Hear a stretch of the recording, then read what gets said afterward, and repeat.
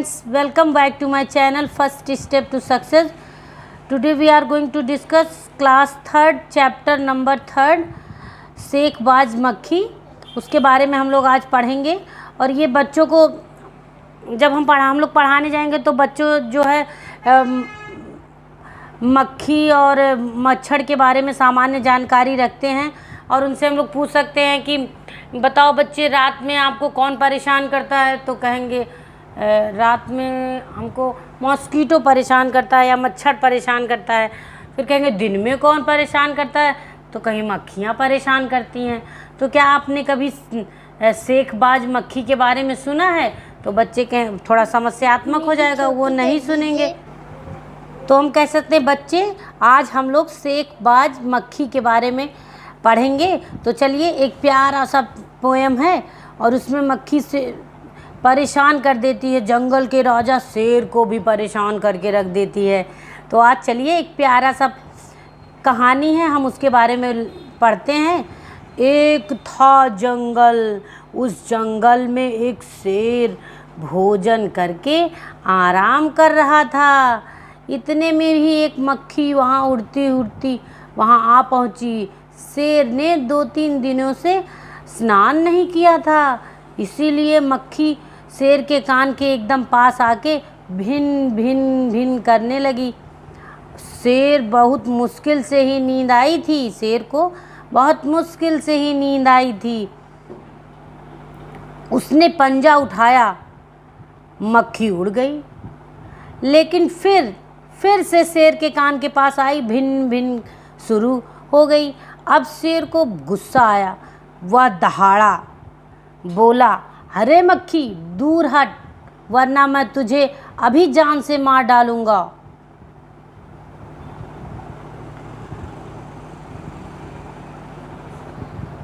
मक्खी ने धीरे से कहा, छी छी छी, जंगल के राजा के मुंह से तो ऐसी भाषा कहीं शोभा देती है।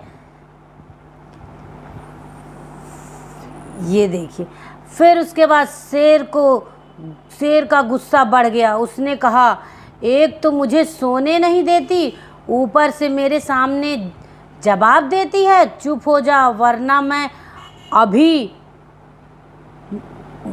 मक्खी बोली, वरना क्या कर लोगे? मैं क्या तुमसे डर जाऊंगी? मैं तो तुमसे भी लड़ सकती हूँ, हिम्मत है तो आ जाओ। फिर क्या था, फिर आगे देखते हैं कहानी में। शेर आग बबूला हो उठा। आग बबूला होना, बहुत गुस्सा आना, ये हमारे एनसीईआरटी में जो है ग्रामर पोर्शन दिया रहता है, चैप्टर में ही ग्रामर दिया रहता है ताकि बच्चों को ग्रामर भी समझ में आए। अब ये देखिए, शेर आग बबूला हो गया, यानी गुस्सा आ गया बहुत। उसने कान के पास पंजा मारा, मक्खी तो उड़ गई पर कान जरा सा छिल गया।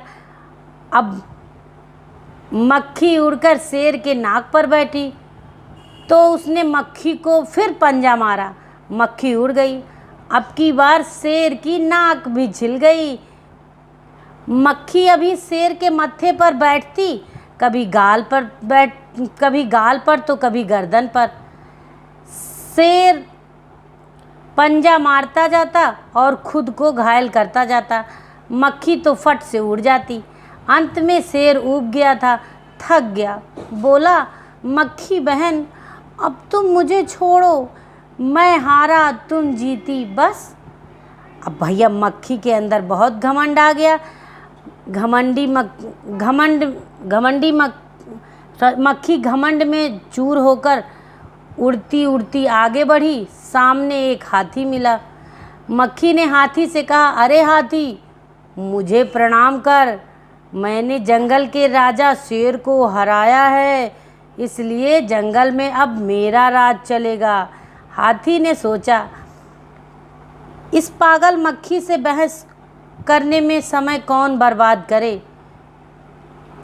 हाथी ने सूंड उठाकर मक्खी को प्रणाम किया और आगे बढ़ा। सामने आ रही लोमड़ी ने यह सब देखा। लोमड़ी मंद ही मंद मुस्काने लगी। इतने में मक्खी ने लोमड़ी से कहा, अरे ओ लोमड़ी, चल मुझे प्रणाम कर। मैं जंगल के राजा शेर और विशाल काय हाथी को भी हरा दिया। लोमड़ी ने उसे प्रणाम किया, फिर धीरे से बोली, धन्य हो मक्खी रानी, धन्य है, ओ धन्य है, आपका जीवन और धन्य है आपके माता पिता।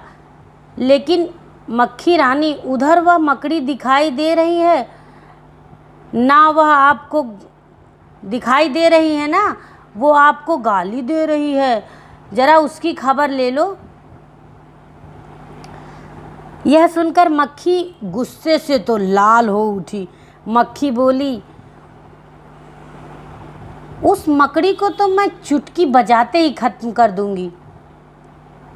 यह कहते हुए मक्खी मकड़ी की तरफ झपटी और मकड़ी के जाले में फंस गई। मक्खी जाले से छूटने की ज्यों-ज्यों कोशिश करती गई, त्यों-त्यों उसमें और अधिक फंसती गई। अंत में वह थक गई, हार गई। यह देखकर लोमड़ी मंद मंद मुस्कुराती हुई और वहाँ से आगे चलती बनी। ये कहानी के लेखक जो है योगेश जोशी हैं, जो आपके गुजरात के रहने वाले हैं। देखिए, इस कहानी से बच्चों को यही सीख मिलती है कि जो है कभी अपने आप को घमंड नहीं करना चाहिए। और छोटे बच्चों को इस कहानी के माध्यम से पता चला कि घमंडी मक्खी अंत में गई और मकड़ी के जाल में फंस गई। तो ऐसे में कहानी में बच्चों से क्वेश्चन भी पूछ सकते हैं कि कहानी के नाम, जैसे हम बच्चों से कुछ क्वेश्चन कर सकते हैं कि सबसे चतुर कौन है, तो बच्चे बताएंगे कि सबसे चतुर कौन है, तो बच्चे बताएंगे लोमड़ी सबसे चतुर है।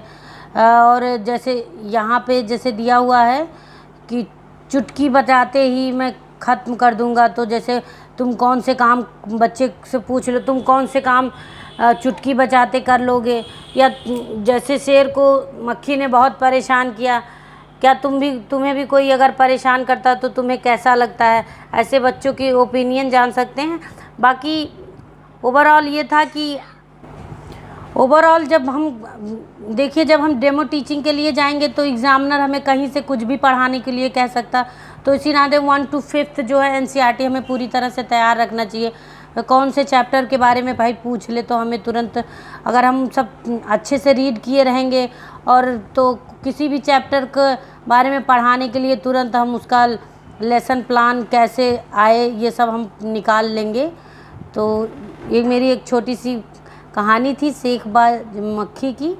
अगर आपको पसंद आया होगा तो please like and share and subscribe. Thank you.